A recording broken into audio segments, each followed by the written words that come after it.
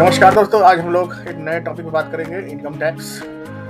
इस वीडियो में हम इनकम टैक्स एक्ट 1961 और इनकम टैक्स एक्ट 2025 जो कि 1 अप्रैल 2026 से लागू हुआ है, के बीच में एक डिटेल्ड और एनालिटिक कंपैरिजन करेंगे, एकदम सिंपल तरीके से, एकदम लेमन भाषा में। जो हमारा अभी तक का इनकम टैक्स एक्ट था, इनकम टैक्स जिस एक्ट से कैलकुलेट किया जाता था, वो एक्ट जो है 1961 का था, और जो इनकम टैक्स रूल थे वो 1962 के थे। और अभी 1 अप्रैल 2026 से ये इनकम टैक्स एक्ट नया वाला अपडेटेड वर्जन 2025 लागू हो गया है, और इनकम टैक्स एक्ट रूल 2026 2026 1 अप्रैल 2026 से लागू हो चुके हैं। चलिए आगे बढ़ते हैं, थोड़ा बैकग्राउंड में बात कर लेते हैं। जो इनकम टैक्स एक्ट हमारा पुराना वाला था, वो हमारा आज़ादी के पहले समय की इकोनॉमी के हिसाब से डिज़ाइन किया गया था। सबसे पहले इनकम टैक्स अंग्रेज लाए थे। जब 1857 की क्रांति हुई थी, तब अंग्रेजों को एक चीज़ ये खटकी कि ये इतना पैसा आया कहाँ से इन लोगों के पास, जिससे इन्होंने गोला बारूद असला खरीदा। तो फिर इन्होंने उस पर रोक लगाने के लिए एक नया रूल लाया इनकम टैक्स का, और उसके बाद फिर इंडिया में लागू हो गया कि जो भी आप इनकम कमाएंगे उस पर आपको टैक्स देना होगा, ना कि जितना आप खर्चेंगे उस पर टैक्स देंगे।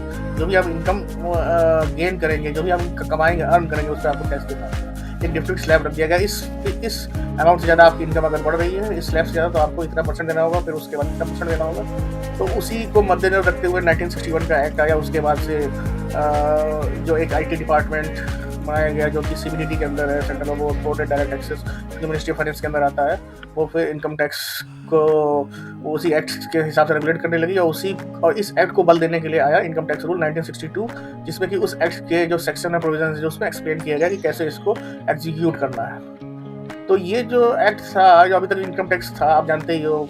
अभी जो लोग ITR भरवाते हैं, या खुद भरते हैं, या किसी और से भरवाते हैं, किसी रिप्रेजेंटेटिव से, जो कि CA हो सकता है, टैक्स एडवोकेट हो सकता है, या फिर कोई सर्टिफाइड फाइनेंस पर्सन हो सकता है। तो आपको पता होगा वो मल्टीपल चीज़ें आपसे मांगता था। फॉर्म 16, अगर आप एम्प्लॉयड हो तो फॉर्म 16, और आपका क्या नाम है, सेविंग का भी, कि क्या आपने इन्वेस्ट किया, कितना शेयर मार्केट में, कितना इक्विटी में किया है, सारी डिटेल, आपका बैंक का इंटरेस्ट, आपके FD का इंटरेस्ट, कहाँ किया गया, हर डिटेल आपसे मांगी जाती थी। तो बहुत कॉम्प्लेक्स था, और मल्टीपल अमेंडमेंट्स होते थे। कभी कभी तो 100 से ज़्यादा भी अमेंडमेंट हुए हैं 1 साल के अंदर। तो ये काफ़ी कॉम्प्लेक्स था। और जिस हिसाब से इकोनॉमी चेंज हो रही है, और लोगों का एटीट्यूड चेंज हो रहा है इंडिया में, लोग अब टैक्स इवेजन के बदले टैक्स कंप्लायंस पे ध्यान दे रहे हैं। तो जैसा कि देखा गया है कि पिछले 2-3 साल में बड़ा हाई राइज हुआ है टैक्स भरने वाले लोगों में। काफ़ी लोग जो है नए लोग भर रहे हैं, मतलब लॉ अबाइडिंग सिटीजन बन रहे हैं एक प्रकार से। तो चेंजिंग इकोनॉमी रिक्वायर्ड सिम्प्लिफिकेशन, तो इसको मद्देनजर रखते हुए एक काफ़ी दिनों से बात चल रही थी एक नया इनकम टैक्स एक्ट को अपडेट करने के लिए। तो ये नया एक्ट आया है 2025, जिसका ड्राफ्ट 2024 में ही आ गया था, जिस पर फीडबैक सब आ गए थे। फिर फाइनली इस ड्राफ्ट को फाइनलाइज किया गया, और इसको फिर गैजेट पास करके इसको एक्ट बना दिया गया, जो कि पूरे इंडिया इंक्लूडिंग इट्स यूटीज़ में एप्लीकेबल है। इसका एम है इस एक्ट का मेन एम है to modernise and digitise taxation. आगे बढ़ते हैं, कुछ इसका टैबुलेटेड मैनर में कंपैरिजन देखते हैं, पूरा ऑब्जेक्टिव कंपैरिजन। तो आप देख रहे होंगे, आपके फर्स्ट कॉलम में आपको हेड दिया हुआ है, जिसमें एक्सपेक्ट्स दिया कि किस एक्सपेक्ट्स में मेजर चेंजेस है, और बाकी सेकंड और थर्ड कॉलम में दोनों एक्ट हैं। तो इस जैसे पुराने वाले एक्ट का फोकस आपका क्या था, आपका कहाँ से आप इनकम जनरेट कर रहे हो, और क्या क्या आपकी सेविंग है, मैंने एक प्रकार से मतलब आप कहाँ इन्वेस्टमेंट कर रहे हो, जिससे जो कि इन्वेस्टमेंट आपके जो इनकम है ना, तो ग्रॉस इनकम उसको कम करती थी, जिससे आपका नेट इनकम कम हो जाता था, और आपका टैक्स फिर कम बनता था। कोई इनकम के हिसाब से स्लैब होते थे, जैसे 0 से 2.5 लाख पे नील है, 2.5 लाख से 5 लाख पे 1% है, 5 से 7 पे 1% है। तो अगर आप कुछ इन्वेस्टमेंट करोगे, क्योंकि पुराने एक्ट में पहले तो सिर्फ एक जो रेजिम थी उसमें काफ़ी डिडक्शंस दिए हुए थे, चैप्टर 6A में, और सेक्शन 10 में भी काफ़ी डिडक्शंस थे, HRA के, children education alliance, tuition fee reimbursement, leave LTA का था, लीव ट्रेवल अलाउंस, तो और 80C का भी आपका डिडक्शन था, जिसमें आपका PPF हो गया, सुकन्या अकाउंट हो गया, LIC मतलब लाइफ इंश्योरेंस हो गया, हेल्थ इंश्योरेंस हो गए, और आपको या फिर कोई भी इक्विटी बेस्ड म्यूचुअल ईएलएसएस जिसको बोलते हैं म्यूचुअल फंड में अगर आप इन्वेस्ट करते हो, या फिर आप टैक्स सेवर एफडी करते हो, कोई 5 साल की एफडी करते हो, तो ये सब डिडक्शंस आपको एन नंबर ऑफ डिडक्शन मिलते थे। तो अप्रोच भी हमारी वही थी जो आपको सेकंड रो में दिख रही है, डिडक्शन रिवर्ट। तो जो ये नया वाला जो एक्ट आया है अपडेटेड, उसमें क्या है कि इन्होंने जो स्लैब है वो काफ़ी कम कर दिया है, जिससे कि लोग डिडक्शंस के पीछे भागने के बजाय सिर्फ खाली चुप आराम से टैक्स पे करें जो इनकम, क्योंकि डिडक्शन के बाद जो उनको टैक्स बन रहा है वही अगर आप स्लैब रेट कम कर दोगे तो वो टोटल इनकम पे उससे भी कम अगर आपको टैक्स बन रहा है, तो आप क्यों कहीं पे इन्वेस्टमेंट करोगे, क्यों अपने डिडक्शन बढ़ाओगे, मतलब एग्जाम्पशन डिडक्शन रिबेट सब क्यों बढ़ाओगे फालतू में। तो ये सिंप्लीफाई किया गया है, कंप्लायंस ईजी हो जाए, और स्लैब रेट कम कर दिया गया है, बिल्कुल भी कॉम्प्लेक्स नहीं है, कॉम्प्लेक्सिटी को और कम किया गया है। पुराने वाले में मोर देन 1500 सेक्शंस थे, इसमें 1/3 सेक्शंस कम कर दिए गए, और ये काफ़ी यूज़र फ्रेंडली है, जो कि पुराना एक्ट नहीं था। आगे बढ़ते हैं, स्ट्रक्चरल लॉ पे देखते हैं। ये बहुत लेंथी था पुराना वाला, इसको काफ़ी कंसाइज किया गया है, बहुत सारे सेक्शंस थे पुराने वाले में, नए वाले में कम कर दिए गए, मैंने बताया 1/3 हो गए अप्रॉक्सीमेटली। अमेंडमेंट्स जो है इसमें बहुत सारे फ्रिक्वेंट होते थे, कभी कभी सेंचुरी क्रॉस हुई है अमेंडमेंट्स की। नए वाले में हम एक्सपेक्टेशन है कि उतने नहीं करने पड़ेंगे, शुरू में करने पड़ेंगे जब इसमें फॉर्म्स और बोर्ड्स अपलोड हो जाएंगे जून जुलाई में, या हो सकता है पहले भी कर सकते हैं मई में। तो उसके बाद जब लोग भरने लगेंगे तो जो दिक्कतें आएंगी, फीडबैक आएगी, उस हिसाब से छोटे मोटे अमेंडमेंट होंगे। लेकिन एक बार जब ये सिस्टम में आ जाएगा, एक बार सेट हो जाएगा, उसके बाद फिर आगे यही एक्सपेक्टेशन है कि आगे अमेंडमेंट ना हो। क्लैरिटी बहुत ही इसको सिंपल भाषा में बनाया गया, लेमन भाषा में। पुराना वाला तो काफ़ी टेक्निकल था, ये तो जो लोग भरते हैं उन लोगों को पता ही होगा कि ऐसे लिखा रहता था कि आप सेक्शन 115 BSc को आप करना चाहते हैं कि नहीं, आप किसी को पता है नहीं 115 BSc क्या है। 115 BSc होता है न्यू रिजीम। इसी तरफ सेक्शन जो बिजनेस और प्रोफेशन हेड वाले हैं वो लोग जो है उनके पूछा जाता था कि 44AB में आप मतलब के अंदर आते हो कि नहीं, क्योंकि 44AB के अंदर आते हो तो आपको ऑडिट रिपोर्ट सबमिट करनी पड़ती है, जिसका टर्नओवर 10 करोड़ से ज़्यादा होता है। टर्नओवर नहीं, जिनकी ग्रॉस रिसिप्ट 10 करोड़ से ज़्यादा होती है, तो उनको जो है 44AB के अंदर ऑडिट रिपोर्ट सबमिट करनी पड़ती है, वो टिक करना पड़ता है। आगे बढ़ते हैं। टैक्स रिजीम पुरानी वाली काफ़ी डोमिनेंट थी। हाँ, इसमें पुराने वाले में ओल्ड रिजीम डोमिनेंट थी। पहले तो ओल्ड ही रिजीम थी, फिर बाद में एक और न्यू रिजीम आई, तो फिर 2 रिजीम हो गई। तो अभी जो लोग जो भी ITR भरते होंगे वो क्या खुद भरते होंगे या फिर किसी जिससे भी भरवाते होंगे, वो उनसे पूछता होगा कि आप न्यू रिजीम चाहते हो कि ओल्ड रिजीम चाहते हो। फिर कंपेयर किया जाता था कि किसमें आपका इस साल की जो इनकम जितनी भी आएगी एक्सपेक्टेड, तो किस में टैक्स कम बनेगा, उस हिसाब से आदमी रिजीम अपनी चूज़ करता था। लेकिन तो नए वाले टैक्स में तो न्यू रिजीम डिफ़ॉल्ट रहेगी, ओल्ड रिजीम रहेगी, लेकिन न्यू रिजीम डिफ़ॉल्ट रहेगी। हो सकता है कि जब फॉर्म आएंगे तो पता चलेगा कि ऐसा तो लिखा नहीं एक्ट में कहीं कि ओल्ड रिजीम ने हटा दी, लेकिन मे बी ये वर्ड लिखा नहीं है, तो इसका मतलब ये नहीं कि वो हटा नहीं सकते। हो सकता है हटा भी सकते हैं, जब फॉर्म आगे तो पता चलेगा, हो सकता है ओल्ड रिजीम हो ही ना, क्योंकि अभी तो न्यू रिजीम में आपका 12 लाख तक टैक्स तक आपका जीरो टैक्स है, नील टैक्स है, मतलब आपको टैक्स जीरो हो जाएगा, जो रिबेट मिलती है 87A वाली। और ओल्ड रिजीम में अभी जो है वो 5 लाख तक ही है, 5 लाख तक आप इनकम आप टैक्स फ्री कर सकते हो। तो अभी जब बॉट्स और फॉर्म्स अपलोड हो जाएगी तो वो चीज़ सामने आ जाएगी। रेट्स, पहले रेट्स ज़्यादा थे क्योंकि डिडक्शन अवेलेबल थे, अब डिडक्शंस को कम कर दिया गया, तो इसीलिए रेट्स को लोअर कर दिया गया। पहले मल्टीपल ऑप्शंस रहते थे, अब चॉइसेस लिमिटेड कर दी गई है, जिससे कि मल्टीपल ऑप्शंस में आदमी को फिर कन्फ्यूजन होता था, लोग समझ नहीं पाते थे। ITR 1 तो एकदम सिंपल रहता था सैलरीड एम्प्लॉय के लिए, क्योंकि इस इनकम के हेड ही काफ़ी सारे थे, 6-7 हेड्स थे। सैलरी से कैसे आ रही है, अदर इनकम हो गया, बिजनेस से, प्रोफेशन से, और टाइप ऑफ इंडिविजुअल भी बहुत अलग थे। इंडिविजुअल हो आप, HUF हो, AOP, BOI, आर्टिफिशियल ड्यूरियल पर्सन, और ये स्टेटस भी जो है, जैसे रेजिडेंशियल स्टेटस भी काफ़ी टाइप्स के थे कि रेजिडेंट हो, नॉन रेजिडेंट हो, रेजिडेंट ऑर्डिनरी रेजिडेंट हो, RNOR, ROR। तो इतना कॉम्प्लेक्सिटी थी कि काफ़ी एरर होने के चांसेस रहते थे। तो इसलिए लोग जो है एक्सपर्ट से कंसल्ट करके टैक्स भरते थे। बाकी अब इन सब चीज़ों को सिंपल किया गया, तो मेन ये भी मोटो है कि आदमी खुद ही अपना टैक्स कैलकुलेट कर सके, भर सके। गोल इसकी क्या है, पहले गोल टैक्स प्लानिंग होता था, अब वो नहीं रह गया। पहले आदमी पहले ही पहले तो हमारा जो जिस जिस साल हम लोग इनकम कमाते थे उसको बोलते ही प्रीवियस ईयर थे, और जिस साल हम टैक्स भरते थे उसको असेसमेंट ईयर। तो हम उसको बोलते ही प्रीवियस ईयर थे कि एक साल पहले का, मतलब पहले ही हम अगले साल की टैक्स प्लानिंग करते थे कि भाई हमारी इतनी इनकम रहेगी तो हम ये पीपीएफ में इतना पैसा जमा करेंगे, या फिर एलएसएस में इतना जमा करेंगे, इस इतने अमाउंट इतने प्रीमियम का हेल्थ इंश्योरेंस लेंगे या ये करेंगे। और जो मल्टीपल ऑप्शन के ऊपर बात हुई है, जैसे अगर कोई 2004 के बाद भारतीय सेंट्रल गवर्नमेंट एम्प्लॉय या स्टेट गवर्नमेंट एम्प्लॉय हो तो उनको एनपीएस के अंदर आता है, नेशनल पेंशन स्कीम या न्यू पेंशन स्कीम, मैं न्यू नेशनल कंफ्यूज हो रहा हूँ। एनपीएस है उनका जो पेंशन है, उससे पहले ओल्ड पेंशन स्कीम है। तो 2004 के बाद एक्सेप्ट बंगाल स्टेट का, वेस्ट बंगाल में अभी भी 6 सीपीसी है, तो वहाँ ओल्ड पेंशन अभी भी चल रही है। तो उनको जो है एक एक्स्ट्रा डिडक्शन एटीसी के अलावा मिलता था 80CCD1 और 80CCD2। 1 में तो जो उसका वो एक एम्प्लॉय का होता था, एम्प्लॉयर का कंट्रीब्यूशन होता था, और 1B में एक टियर 2 वॉलंटरी इन्वेस्टमेंट होता था 80CCD1 और सब सेक्शन बी। तो उसमें 50,000 तक और आप दिखा सकते हो इन्वेस्टमेंट, तो आपका टोटल 80C का आपका 2 लाख तक का मोटा मोटी हो जाता था उसी।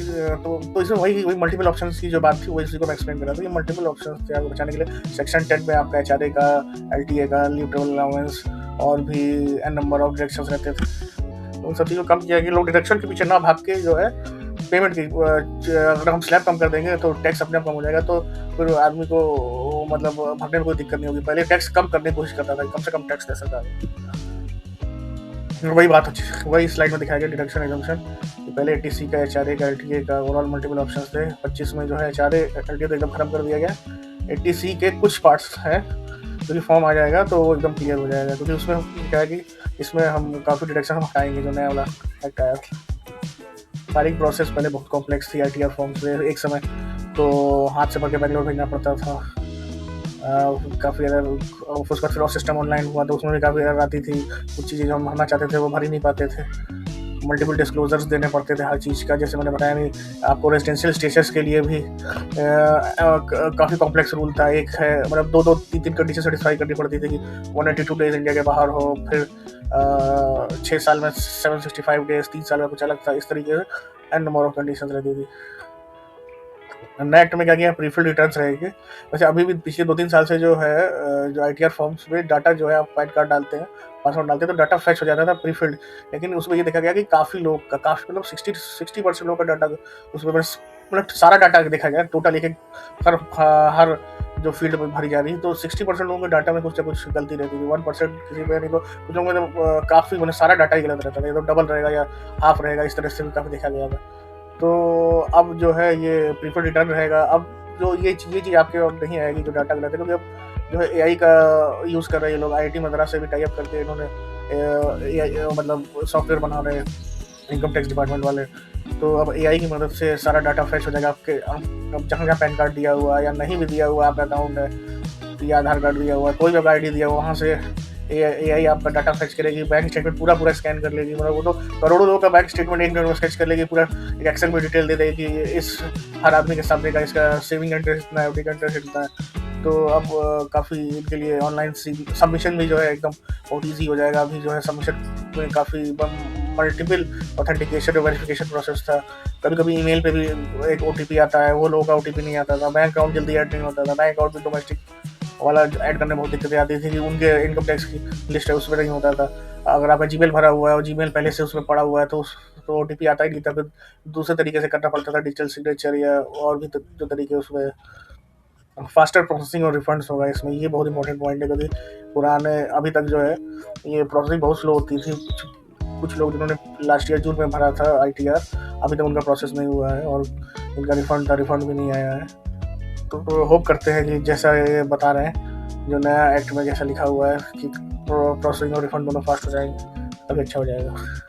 टेक्नोलॉजी को इंटीग्रेट किया, मैंने बताया ही था कि पहले मैनुअल स्क्रूटनी होती थी, अब जो है एआई बेस्ड असेसमेंट होगा। इन्होंने नए नए सॉफ्टवेयर यूज़ किए हैं। अभी आपने देखा भी था कि दिसंबर में इन्होंने नच पोर्टल का यूज़ करके लोगों के प्री असेसमेंट किया था, प्री ऑडिट का, मतलब प्री असेसमेंट ही कर लिया था, प्री ऑडिट।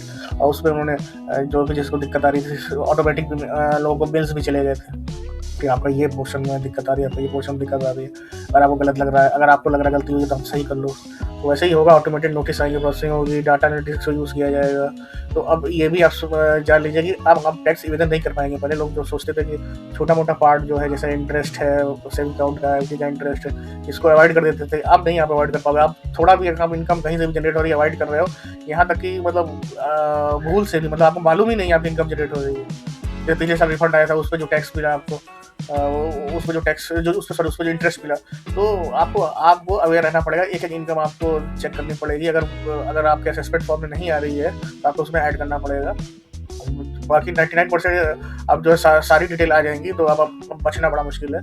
और जो भी टैक्स इवेजन करने की कोशिश करेगा उनको तुरंत ही नोटिस आएगा, क्योंकि ए इनेबल्ड हो गया। पहले क्या था कि भाई मैनुअली करते थे तो बहुत चीज़ें स्किप हो जाती थी। जैसे लास्ट ईयर भी इतना ज़्यादा लोगों ने भर दिया कि इनके पास उतना ह्यूमन रिसोर्स नहीं था, तो उन्होंने आईटी डिपार्टमेंट को प्राइवेट सीए फॉर्म्स हायर करने पड़ गए थे प्रोसेस करने के लिए, इसीलिए डिले हुआ। अभी भी कुछ लोग का नहीं प्रोसेस हुआ है।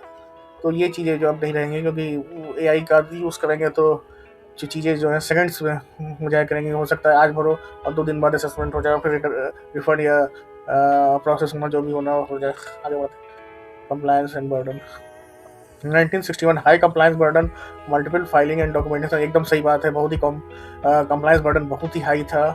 थोड़ा भी आप गलती करते थे तो आपको पेनल्टी मिलती थी। पेनल्टी भी जो है वो भी मतलब उसका भी परसेंटेज बहुत हाई रहता था। किसी सेक्शन में 50% है, किसी में 100% है, किसी में 200% है। यहाँ पे लगता था टैक्स मतलब अनडिस्क्लोज इनकम है या टैक्स इवेजन है, वहाँ तो 200% पेनल्टी जाती थी।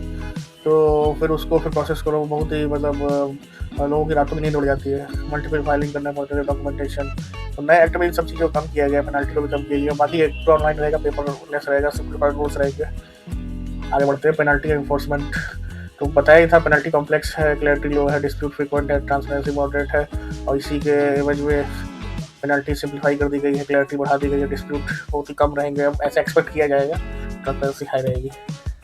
और उसी में आगे बढ़ते हुए ट्रांसपेरेंसी एंड गवर्नेंस में 61 में ट्रैकिंग सिस्टम बहुत ही वीक था इनका।